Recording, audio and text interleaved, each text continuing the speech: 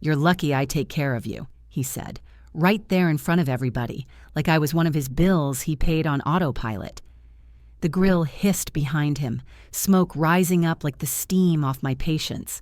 His cousins were leaned over the spades table, laughing, sipping their beers, pretending not to hear. But they heard. Everybody heard. He said it loud with that smirk he practiced in mirrors. And I smiled back. I always smile when I'm planning something. My name is Denise. 48 years old. And this is the story of how I learned that silence can be louder than revenge.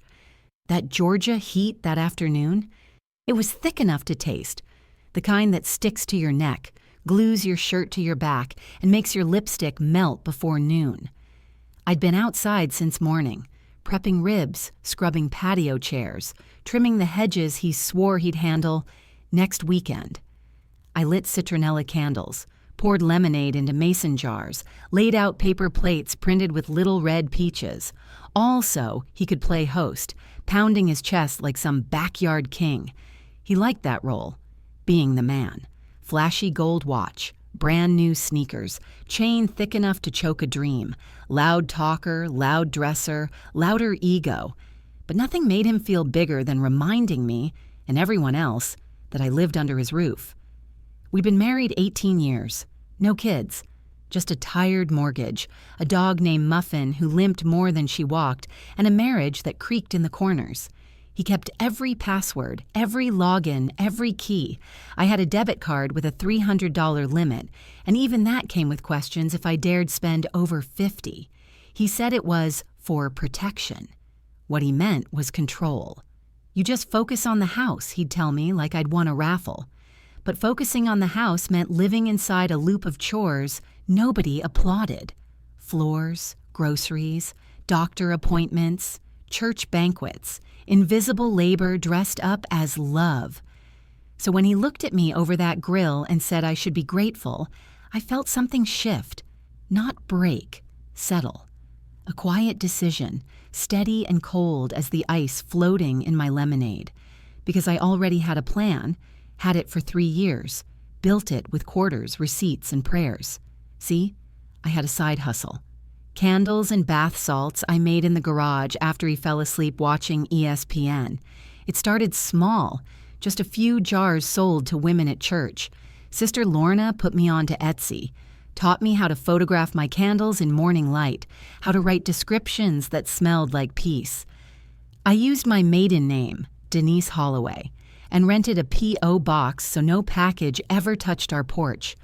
Opened a separate savings account at First Georgia Credit Union on the other side of town where no one knew me as Mrs. Anybody. Didn't tell a soul, not even my sister. Every time I sold a batch of eucalyptus scrub or lavender bath bombs, I'd take the profit, cash only, and deposit it on my lunch break from the library volunteer gig. He thought I was there just to help out. But that little volunteer badge was my passport to freedom. In the library's back room, among squeaky carts and dust light falling from fluorescent bulbs, I learned how to ship USPS flat-rate boxes, how to track analytics, how to apply for a resale certificate in Georgia. I'd jot notes in a cheap spiral pad, pretending to catalog returns. I didn't rush, didn't brag, just studied, stacked, waited. He never noticed. Too busy shouting at the TV, arguing with men who couldn't hear him. But let me rewind. We met back in '04 at a car wash off Eisenhower Parkway. He was lean then, smile sharp as a fresh fade. Said I had the prettiest eyes this side of Macon. I laughed. I was working 2 jobs, elementary school cafeteria by day, office cleaning by night, and had no time for fairy tales. But he kept showing up, bringing coffee, fixing my wipers. He made struggle sound like a season that was about to end. And for a while, it did. He had a steady construction job, paid bills on time, opened doors and talked about taking care of his queen. I believed him. Let him handle everything. Bills, mortgage, insurance. Told myself it was love. It was a lesson. Somewhere around year 10, that lesson got clear. You wouldn't last a week on your own, he told me one night after the washer broke down. Voice flat, eyes mean. You ain't got no real skills. The room was quiet except for Muffin scratching at her bowl. I looked at him, looked at the wall behind him, and realized he really believed that. I didn't argue, just stepped out onto the porch. The sky was purple, trees swaying like they knew my secret, and in that wind I heard something soft and holy. "Write that down, baby. You're going to need it later." So I did. Bought a little spiral notebook from Dollar Tree. Blue cover, cheap pen, wrote plans in all caps on the front, hid it inside a cereal box in the pantry, under the cornflakes he never touched. That book became my silent witness. Every idea, every sale, every lesson from YouTube videos I watched while pretending to fold laundry. When he called me overly emotional at Sunday dinner in front of his mama, I didn't say a word. He carved roast beef like he was carving me down to size. "Emotions don't pay bills," he said. His mama stared at her plate. Didn't defend me, didn't have to. I saw the look in her eyes, that mix of pity and knowing. She'd been me once. That night, I transferred $60 into my hidden account and lit a lavender candle I'd poured myself, watched the flame wobble and whispered, "Keep stacking, girl, keep stacking." By the time that cookout rolled around, I had $8,360 sitting quietly in that account, every penny legal, every penny mine. So when he bragged that day, called me lucky, like I was a charity, case, I just smiled and handed him a plate of ribs, because what he didn't know was that the same hands that rubbed his barbecue dry were the hands building my exit. The sun was melting behind the trees, music playing low from some old Anthony Hamilton playlist. Children were running through sprinklers next door, and someone popped open a cold beer with that crisp little psst. He kept on talking, joking, soaking up attention. I kept my smile polite, because I knew. I wasn't lucky. I was ready. I used to do the laundry at night, after he fell asleep with the news mumbling low in the background. That's when I'd sit on top of the washing machine lid with my little blue notebook balanced on my knees and count everything, not just the money, the progress. Every order, every 5-star review, every new follower on my Etsy page went down in that notebook like a prayer written in ink. The hum of that dryer was my soundtrack. It covered his snoring, muffled my thoughts, and filled the silence that used to ache. That sound was peace in motion. I'd fold his shirts one by one, the same ones he wore to job sites stained with dust and ego, and I'd whisper numbers under my breath. 5 candles sold today, 2 repeat buyers, 36 new followers. I'd write it all down. That's how my healing began, one folded towel at a time. Hiding something in that house wasn't easy. He was the kind of man who checked everything. Mail, receipts, even the odometer if I drove too far. "Where you been so long?" He'd ask if I took 20 minutes at Walmart. His questions came like clockwork.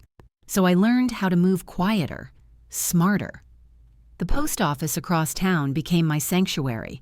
I opened a P.O. box there, number 227, under my maiden name. The woman behind the counter didn't ask many questions. She just smiled, slid me the key, and said, "Congratulations." She had no idea how much that word meant. Back home, I kept that small silver key tucked inside my hair box under the sink, taped beneath the lid where no one ever looked, right beside my spare house key and my tiny gold cross, my secret trio of freedom. Most mornings, I'd buy old candle jars from garage sales, scrub them clean and line them up on the kitchen counter once he left for work. A $30 box of wax could turn into $150 if I stretched it right. I'd melt, pour, label, and wrap while the dog dozed at my feet and the radio whispered old Al Green songs. The house would smell like eucalyptus and quiet ambition. The first month I hit $500, I remember holding the cash in my hand so long it warmed my skin. I drove straight to the credit union, palms sweating the whole way. The teller, young, soft-spoken, glasses slipping down his nose, smiled when he saw my deposit slip. "You're doing good, Ms. Holloway," he said, handing me my receipt. He didn't know those words almost broke me. because nobody had told me you're doing good in years. At home, things kept shifting, just not for the better. He got louder, careless. He'd come home late, smelling like beer and fried chicken grease, talking about how hard he worked for this family. He'd drop his boots by the door, slump into his chair, and grumble about bills, about how I didn't contribute. "You think folding laundry is a job?" he'd say, rubbing his forehead like I was the reason he was tired. I'd smile, nod slow, and say, "You're right, baby." Then, when his snoring started, I'd open my phone under the blanket glow and update my shop inventory. That little Etsy dashboard became my mirror. Every sale felt like oxygen. Every review like someone whispering, "Keep going." I watched videos on taxes, product labeling, shipping hacks, all while pretending to care about football scores. That was my quiet rebellion. Every candle sold was another brick in the house I was building for me. Then one evening, after a long day, he came in waving a grocery receipt like a warrant. "Why you buy name brand butter?" he barked. "You think we rich now?" I didn't flinch. "It was on sale, baby." He threw the paper on the counter, the corners curled in the heat of the kitchen. He muttered that same line, the one that had become his anthem. "Lucky I take care of you." I smiled, not out of fear, but understanding, because I'd just transferred another $300 to my hidden account. By late summer, the air was heavy with thunder and change. My little side hustle wasn't so little anymore. Women from church were ordering candles for bridal showers and spa days. Sister Gloria from the choir asked for 30 jars of Blessed Morning scent as wedding favors. I had to print invoices just to keep up. 2,000 followers, customers from Chicago, Dallas, and even one from Baltimore who wrote, "Your lavender candle got me through my divorce." I printed that message and taped it inside my notebook. One Sunday after service, Sister Lorna hugged me tight. "Girl," she said, fanning herself with her Bible, "you got that glow." I smiled back. "Peace'll do that to you."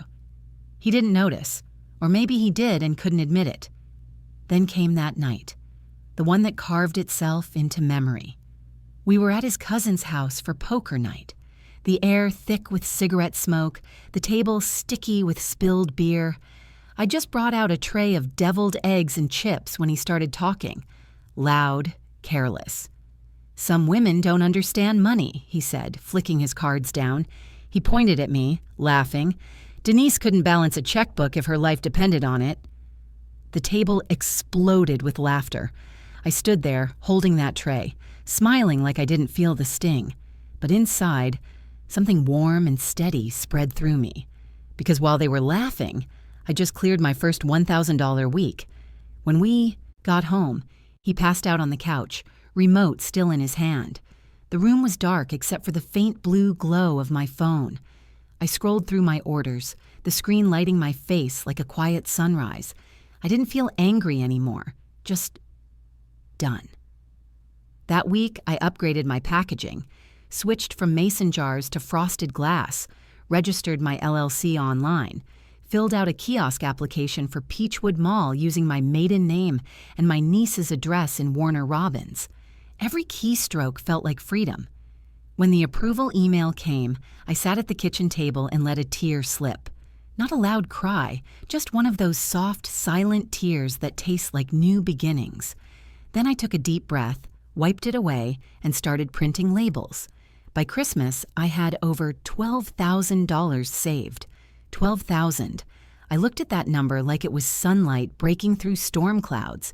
I didn't buy him anything that year, didn't even wrap a bow, just baked cookies, smiled politely, and watched him unwrap the shoes he bought for himself. He grinned, talking about how good he was to his woman. I sipped my cocoa and thought, "You sure are, just not the way you think." He still made his little jabs, still bragged about providing, still strutted like a man who owned everything he saw. But something in me had shifted for good. I wasn't dependent anymore, not on his paycheck, not on his approval, not even on his temper. My hope had a savings account, a business license, and a plan. And for the first time in a long time, When I folded his laundry that night, I didn't feel small. I felt steady, ready. Things started shifting around February. The air felt different. Not cold exactly, just restless. He came home early one afternoon, tossed his boots by the door like he always did, but didn't say a word.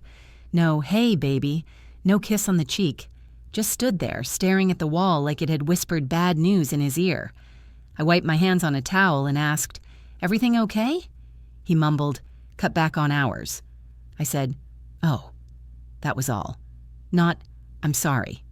Not, "We'll be fine." Just, "Oh." Because deep down, I already knew we'd be fine. Or at least I would. He'd spent years making sure I felt small, like every bite of food and every light that stayed on came from his generosity. But standing there that day, shoulders slumped, eyes dull, he looked smaller than I'd ever seen him. And the strange part? He didn't even notice that I didn't rush to comfort him, didn't notice that I didn't ask a single question. He just sighed, muttered something about ESPN, and disappeared into the back room, leaving the door cracked like always. His ritual of distance. While he sat there sulking in front of the TV, I was in the garage with purpose. I had just gotten off the phone with a supplier from South Carolina, a soft-spoken woman named May. We'd been negotiating a shipment of rose essential oil for the new Valentine's Day batch I'd been testing. She said, "I can throw in 2 extra liters if you promise to send me one of those pink jars you make." I laughed. Deal. The garage had changed since the early days.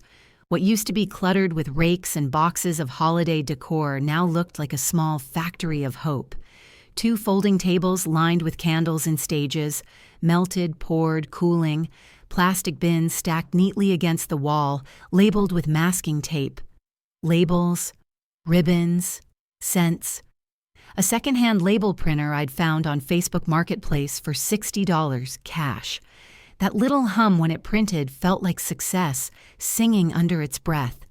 My hands had learned the rhythm by heart, stirring, pouring, trimming wicks. Some nights I'd work half asleep, humming low to whatever gospel came through the old Bluetooth speaker. The scent of lavender, lemon balm, and rose filled the space until even the air felt cleaner than the life I was living inside that house. That's when my niece Tasha stepped in. 23, all energy and ambition, studying graphic design down in Savannah. She FaceTimed me one afternoon, her curly hair tied up in a bun, eyes sparkling like she'd found treasure. "Auntie, I've been looking at your page. You don't just have a business, you got a brand." I laughed. "A brand? Girl, it's just candles." She shook her head. "No, ma'am, you're selling peace. You're selling calm. You're selling the thing people light when they want to breathe again." That night, she sent me a link to the website she built, handmade by Holloway. Soft pinks, gold trim, and a photo of my hands, just my hands, pouring wax into jars. Not my face. I told her I didn't want my face online. I wanted something quieter, stronger. She said, "Exactly, quiet power sells." When I saw it all come together, the fonts, the photos, the soft piano loop playing in the background, I almost cried. I sat there in that garage, staring at my laptop screen, thinking how those hands that used to scrub floors were now building something no one could take away. That same week, he came to me in the kitchen. He had that fake, casual tone he used when he was nervous. "Hey, you got 40 I can hold till Friday?" I was stirring cornbread batter, didn't even look up. "Sure, baby." I pulled 2 20s from my purse and handed them over. He smiled, that confident grin of a man who still believed his myth. "Knew I could count on you." I smiled too. Always can. But he never knew that 40 came straight from my Saturday sale. 3 vanilla mint gift sets shipped to a woman in Alabama for her bridesmaids. Money earned, not given. Funny how God sets the balance straight. As his hours got shorter, his patience got shorter too. He started pacing the house like the walls owed him something. Complained about everything. The bills, the food, the weather. Even poor Muffin couldn't bark without him shouting, "Shut that mutt up!" I stopped reacting. Started playing the same music I always did while cooking. Old Aretha when I was feeling strong, Anita Baker when I needed soft, the Clark sisters on Sundays when I wanted grace. I moved through that house like peace itself. Folded towels, packed boxes, updated spreadsheets, kept my rhythm, my tone, my focus. Then came the night he said it. The sentence that cut through the air like a blade. We were sitting at the table. I'd made smothered pork chops, cabbage, and cornbread, the kind that crumbles just right when it's hot. He barely touched his plate. Pushed the food around with his fork, jaw tight. Then, without warning, he looked up and said, "You wouldn't survive a day without me." Just like that. Flat, cold, no anger, no humor, just fact. At least in his mind. I didn't flinch. Didn't let a single muscle move. I just looked at him long enough for him to look away. Then I said, "You done eating?" He grunted, pushed the plate forward, and walked to the living room, muttering something about the game coming on. The TV came alive a minute later, the volume too high, the silence too thick. That night, while he snored on the couch, I stayed up until 2 a.m. at the kitchen table, laptop open, pen in hand, finalizing every last detail for my mall kiosk.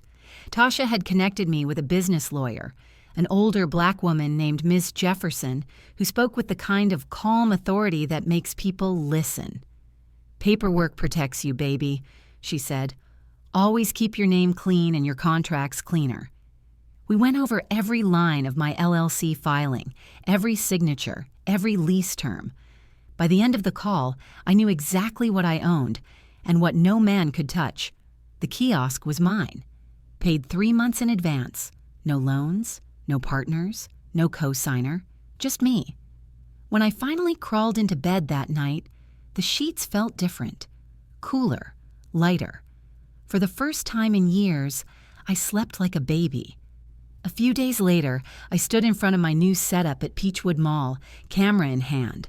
Rows of candles lined up like soldiers, labels crisp and clean, soft string lights draped across the back wall, a chalkboard sign that read, "Peace comes in jars."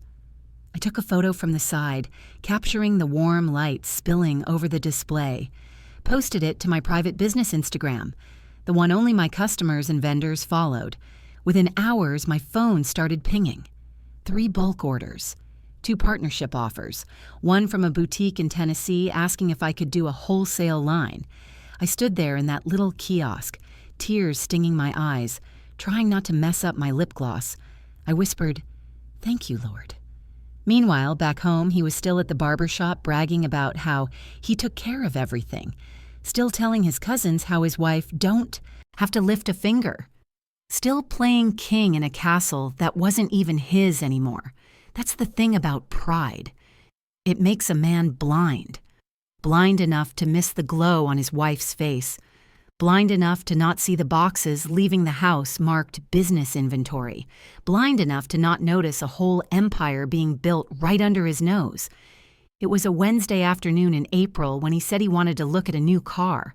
The air was thick with pollen, the kind that dusts everything yellow and makes the sunlight look sleepy. He came in through the back door, boots heavy, attitude heavier. "Truck's on its last leg," he said, tossing his keys on the counter like punctuation. The thing about that truck, it ran just fine. What he meant wasn't about miles or engines. It was about pride. His pride needed polishing. His hours had been cut, his temper had gotten shorter, and every day he seemed to lose a little more of the man he thought he was. So a new car was supposed to fix that. He wanted a shine big enough to reflect his ego back to him. "You want to ride with me to the dealership up in Warner Robins?" he asked, pretending to make it sound like a date. I smiled. "Sure." I went to my room, put on my good flats, and grabbed my purse. Not the one he gave me last Christmas, the one with the fake gold clasp that broke within a month. No. I reached for the soft brown leather tote I bought for myself from the online boutique I'd partnered with 2 months ago. Real leather. Paid in cash. Earned, not gifted. On the drive up I-75, he talked nonstop. "Gotta get something with heated seats," he said. "Maybe a sunroof. You know how I like my sound system." I nodded, eyes on the road ahead, the spring trees blurring past. Let him talk. He was good at that. Narrating a version of life where he was still in control. What he didn't know was sitting quietly in my purse, neatly folded income statements from Handmade by Holloway, a prepaid Visa card for expenses, and proof that I'd already filed quarterly taxes. I even had a fresh business credit line. In my own name, all of it tucked between a travel-sized bottle of lotion and my favorite red pen. When we pulled into the dealership, he walked out like he owned the pavement, talked loud, laughed louder. "Yeah, I'm looking for something sleek," he told the salesman. "My lady's just here to help pick colors." Like I was decoration, like I was part of the package deal. The salesman, young, maybe mid-30s, polite smile, nodded. "Of course, sir. Let's take a look." He led us across the lot, past rows of pearl-white SUVs shining in the Georgia sun. He stopped in front of one. "Now this," he said, running his hand along the side, "this got power. Heated seats, touchscreen, satellite radio, the whole deal." My husband puffed up like the tires. "This right here? Yeah. Something like this. We just need to talk numbers." The salesman smiled, clicked his pen. "Sure thing. We'll just need a bit of income verification and some credit info to get the ball rolling." My husband pointed straight at me and said, "She ain't got no job, but I'm the breadwinner." The salesman hesitated, then looked at me. I smiled, calm, deliberate, and said, "Actually, I do have a job." I reached into my purse, pulled out the folder, and placed it neatly on the table. "I'll be applying in my name." For a moment, silence stretched so wide you could have parked a car in it. The salesman blinked once. My husband blinked twice. "What?" he said, laughing, waiting for me to laugh too. I didn't. I opened the folder. 6 months of sales reports, business registration with the Georgia Secretary of State's seal, EIN number, deposit slips from First Georgia Credit Union, everything clean, legal, and organized. The salesman's eyebrows lifted slightly. "This looks great, ma'am," he said.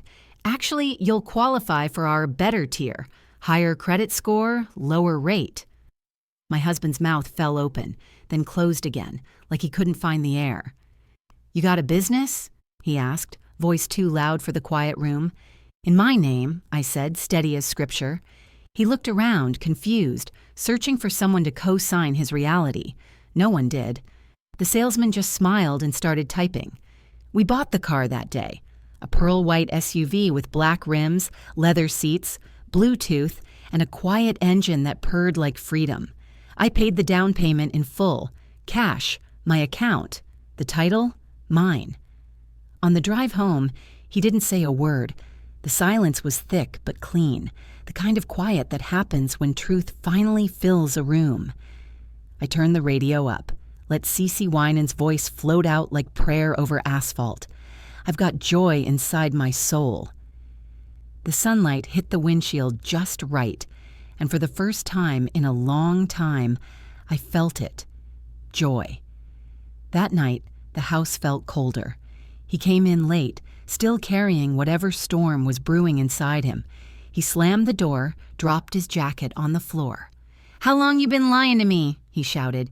"You been sneaking around behind my back? You think you better than me now, huh?" I stood by the sink washing my teacup. Didn't raise my voice, didn't shake. Just turned off the faucet and said softly, "No, I don't think I'm better. I think I'm free." That line hung in the air, sharp, final. He stared at me like he didn't recognize the woman standing there. Then he turned, grabbed his keys, and stormed out. I heard the garage door creak open, then pause.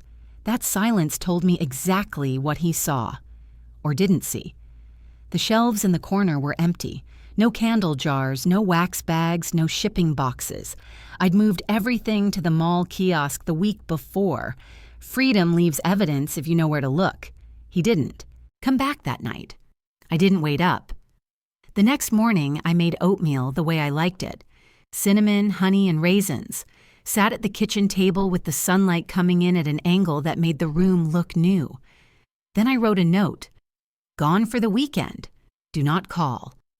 I folded it once and left it on the counter, right beside the keys to the old truck he loved so much. Then I packed my tote, locked the door, and drove 2 towns over. The rental house sat near a quiet lake, surrounded by tall pines and wild azaleas, the kind of place where the world feels paused. The sheets were soft, the air smelled like rain.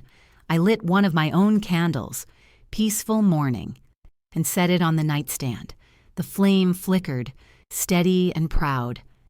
I sat on the deck, rocking chair creaking beneath me, sipping hot tea while ducks skimmed the water. The stillness wasn't empty anymore. It was earned. He was still back there, pacing around that house, thinking I was dependent, thinking I was his reflection. But the truth? The only thing I depended on now was me. By June, the air in Macon was thick with heat and finality. The kind of heat that doesn't just sit on your skin, it wraps around your shoulders like a warning and a blessing all at once. You could feel it in the pavement, in the hum of cicadas, in the way the light itself seemed slower, heavier. The season had changed, and whether I was ready or not, my life had too. 2 weeks before Memorial Day, I'd filed the divorce papers, quietly, strategically, not with anger, with precision. My lawyer, Miss Carla, handled family law like a surgeon handles a scalpel. Clean cuts, no wasted motion. She was sharp, polished, and calm in a way that made people trust her before she even spoke. When she looked at my folder, my savings records, my business registration, my kiosk lease, the house deed with both our names, but mostly my sweat, she nodded slow and said, "You've already done the hardest part, Denise. Now we just make it legal." That's when I exhaled. Not because I was scared, but because it was finally safe to breathe. The day I signed those papers, I didn't cry, didn't shake, didn't even blink. It felt the same as when I paid off my kiosk lease in full. Clear, steady, inevitable. That's what freedom sounds like when you've earned it. Quiet. The weekend before the court date, I moved into my own house, a small ranch-style place about 20 minutes away, far enough for peace, close enough for closure. The first time I saw it, it felt like the house was breathing with me. A porch swing out front, floors that creaked in all the right places, lilac bushes spilling over the fence in the backyard. I bought it under my name alone. Tasha came down from Savannah to help me move in. She was taller now, grown woman, confident, but still that same niece who used to hand me labels for candle jars and call me Boss Auntie. We unpacked boxes in silence, our rhythms synced, folding, unwrapping, placing things where they belonged. It wasn't the silence of sadness, it was the silence of women who had survived something together. When we finished setting up the last box, she leaned against the counter and said softly, "I'm proud of you, Auntie." I didn't speak right away. I just pulled her close and held her. Sometimes gratitude don't need words. I furnished the house modestly, didn't need much, just peace. A soft gray couch, a refurbished oak dining table from a woman I met on Facebook Marketplace who threw in a vase for free. Said she liked my energy. I liked hers too. That first night, I cooked just for me. Baked chicken, roasted vegetables, cornbread muffins, a plate set for one. Not lonely, just honest. And when I sat down, I whispered grace like a woman who finally understood what it meant. The first morning I woke up in that house, I didn't rush to make coffee or check messages. I just listened. To the birds, to the wind, to the sound of nothing. The good kind.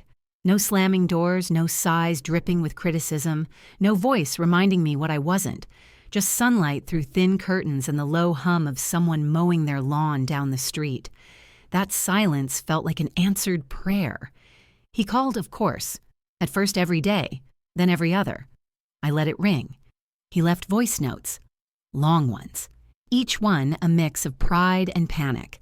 The last one said, "You're being ridiculous, after all I did for you." I read it while standing in line at the bank, about to deposit a weekend's worth of sales, over 2500 cleared. My kiosk had turned into something real.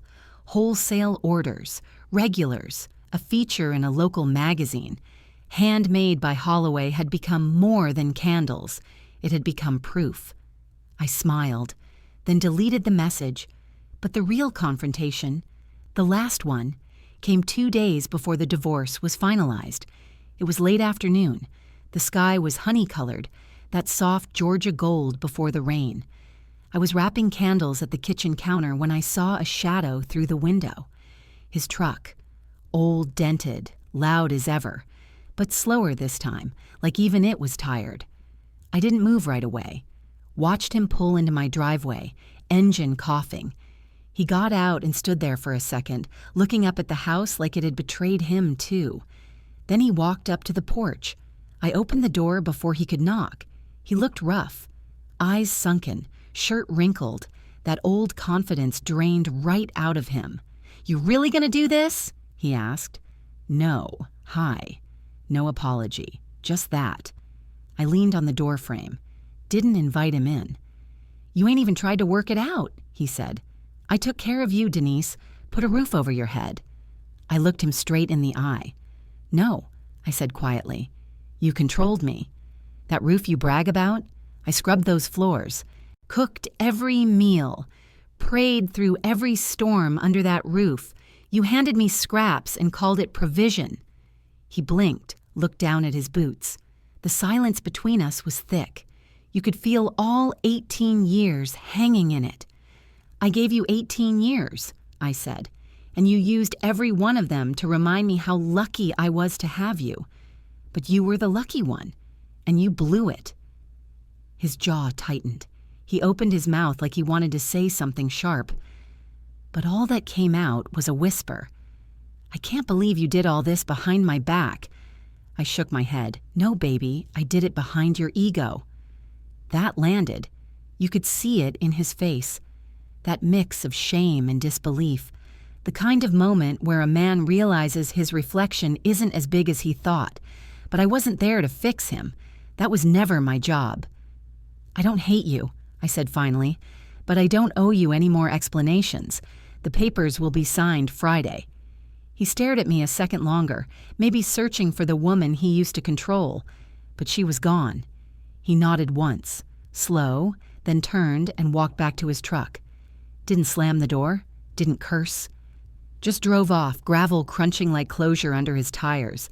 When the sound of his engine faded, I closed the door and exhaled, the kind of breath that only comes when you've set something heavy down for good. 2 days later, I was legally free. That night, I came home from the courthouse, kicked off my shoes, and lit my favorite candle, sandalwood and sage. The scent filled the room like memory and mercy all at once. I opened my old notebook, the one that started this whole story, and turned to a fresh page, wrote in clean, slow letters, June 14th, free woman. Bank balance, $28,472. Peace, priceless. I stared at the words for a long time, smiling through quiet tears. Not sadness, just release. Then I walked outside. The porch swing creaked softly as I sat down with a glass of sweet tea. The sun was melting into the horizon, the cicadas humming like a choir of truth-tellers. The lilac bushes rustled in the breeze, and somewhere down the street, a radio played faint old-school soul. I closed my eyes, felt the warmth on my skin, listened to the world breathe. For the first time in nearly 2 decades, I didn't feel lucky. I didn't feel rescued. I didn't feel afraid. I felt whole. If this story struck a chord, hit like, subscribe, and tell me what you think in the comments.